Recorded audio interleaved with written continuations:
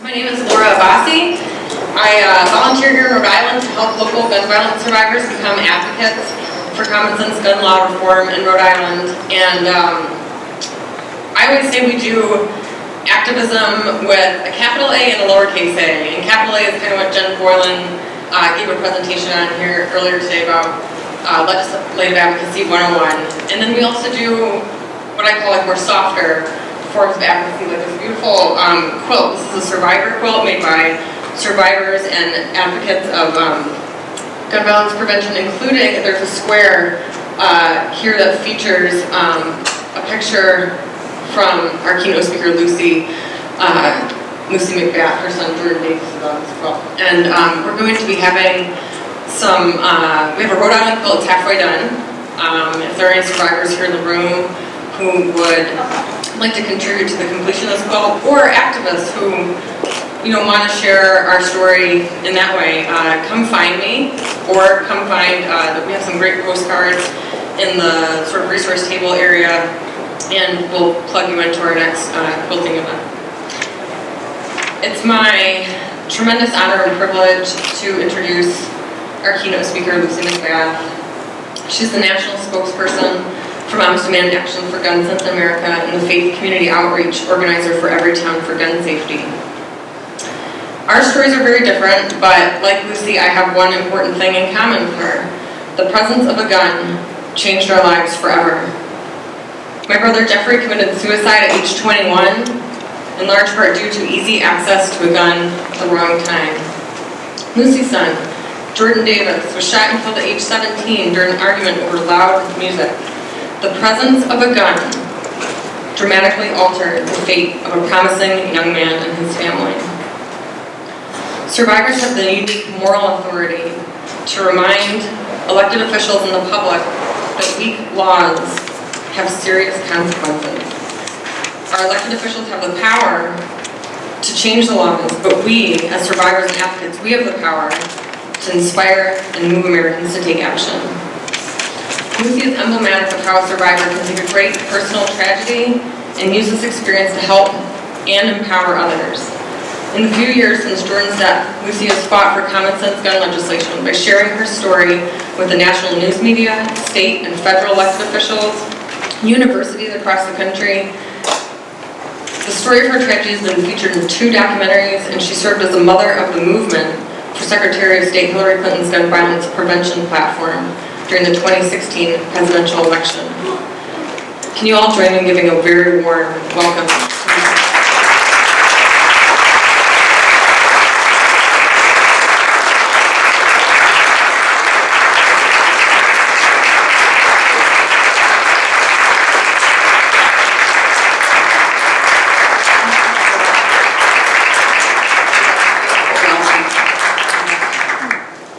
Good afternoon.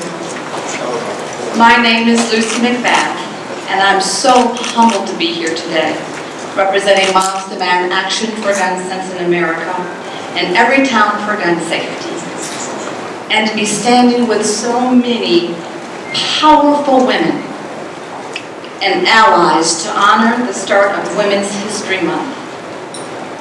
I'd like to start by taking a moment to honor the countless lives that have been taken by senseless gun violence, and to recognize survivors who might be here in this audience with us today.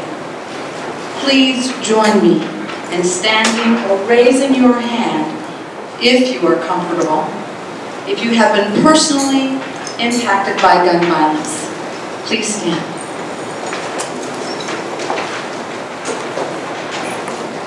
Thank you.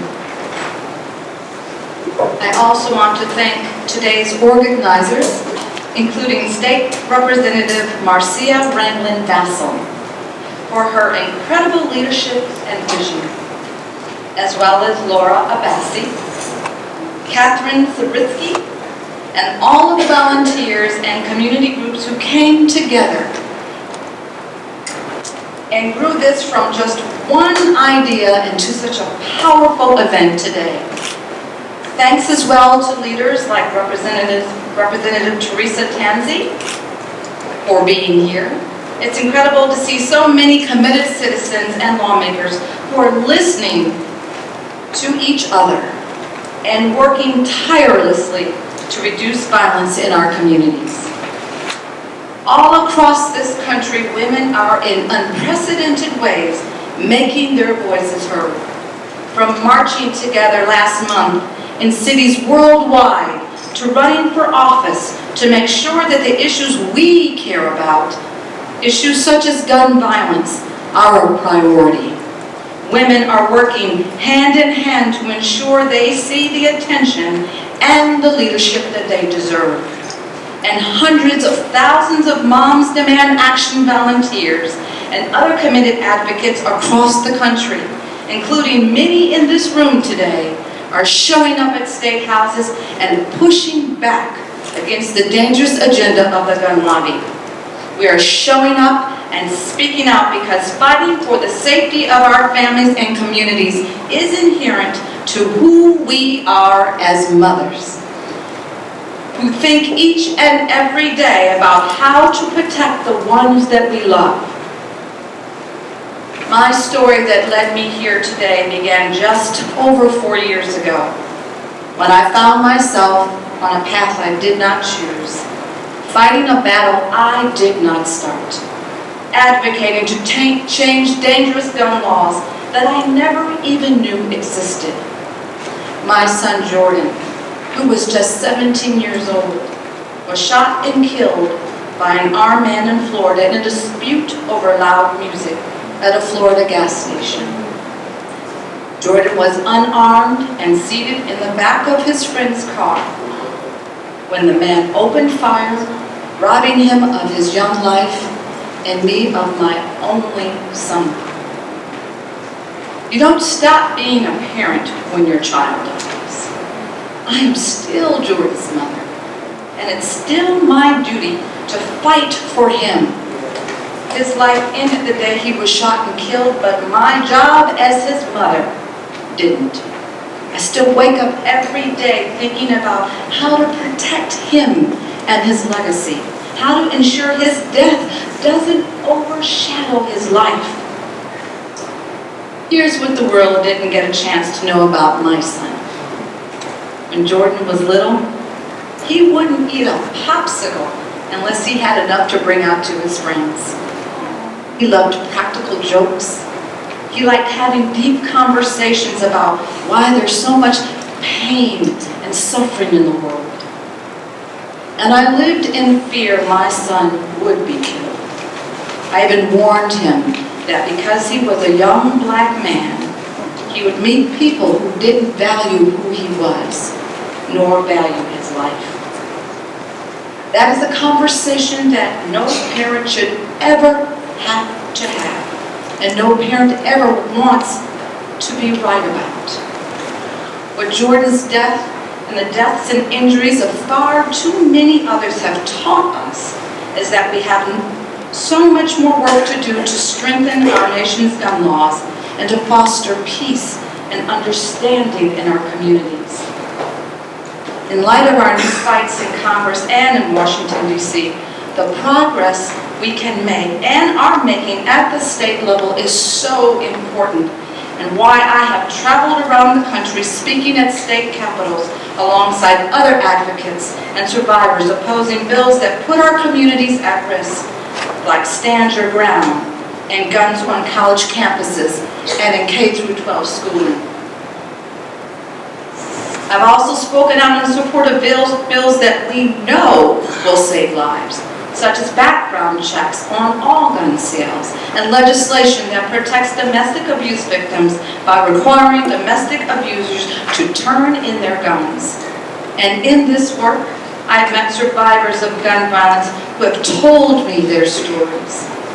Many of these women have experienced gun violence at the hands of domestic abusers, and when I ask them what led them to speak out, they often tell me that they do it because they want to prevent other women and other families from having to face the dangerous and often lethal mix of a domestic abuser with a gun.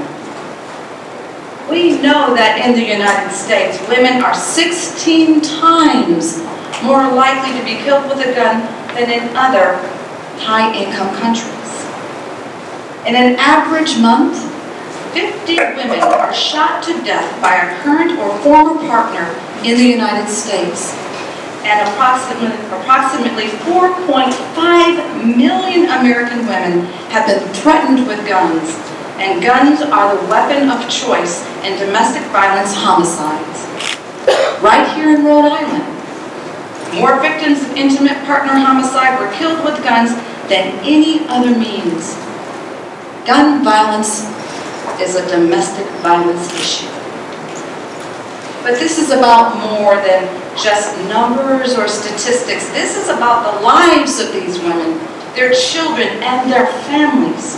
We should expect our elected officials to show the same kind of bravery as these women by standing up for what is right. And I am proud that here in this room today, we have State Representative Teresa Tanzi, who is the primary sponsor of House Bill 5510, the Protect Rhode Island Families Act. The bill would prohibit those subject to final restraining orders and those convicted of misdemeanor crimes of domestic violence from possessing guns and ensure that they surrender the guns that they already own. Representative Tanzi has been and continues to be a true champion on this issue. Moms Demand Action is proud to be fighting alongside the Rhode Island Coalition Against Gun Violence and the Rhode Island Coalition Against Domestic Violence in support of Representative Tanzi's life-saving bill. We know that this step is critical because current Rhode Island law makes it too easy for dangerous domestic abusers to access guns. We know, and legislators should know, that women who are being abused by a partner with access to a gun are 5 times more likely to be killed. If Rhode Island's leaders do the right thing and pass this bill, they will help lead the way alongside other states like New Jersey, Connecticut, and Massachusetts in ensuring domestic abusers don't have easy access to guns. We need to channel the power in this room and the power across this state to keep guns out of the hands of domestic abusers, convicted felons, and the dangerously mentally ill. We need to get our friends, families, and communities involved to raise their voices as concerned citizens, to call and meet with our legislators to support common sense gun laws. As I've organized and met activists around the country, it has become very clear to me the power of our communities, big and small, who come together to create change at the local level. Gatherings like this, where impassioned people unite behind a cause, are the force behind the momentum that is sweeping change across the country. Every day I meet Americans. I meet women and faith leaders who are increasingly asking what they can do to address gun violence.